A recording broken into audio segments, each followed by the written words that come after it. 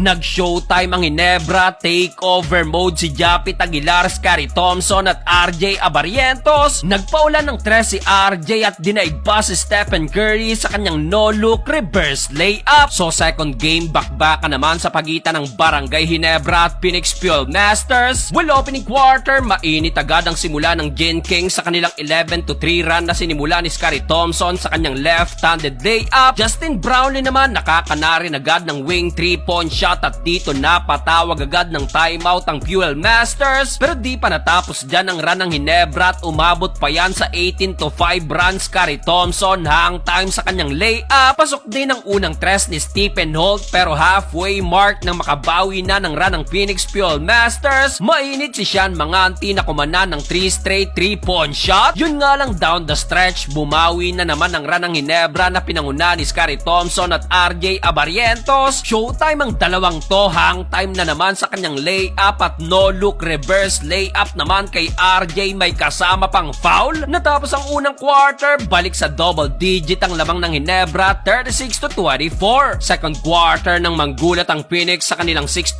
start na pinangunan ni Kai Balungay na nakalipad pa sa kanyang one-handed slam dunk. Pero after nyan, heto't right away binawi agad dyan ang Ginebra sa kanilang 9-1 run na pinanguna naman ni Japit Aguilar na so far meron ng 13 points. Burado ang salampak ni Balungay sa two-handed throwdown ni Japit Aguilar. Problema pa ng Phoenix dahil may tatlong foul na rin si Jason Perkins, kaso nadali rin ng friendly fire si JB ni Scary Thompson sa play na to.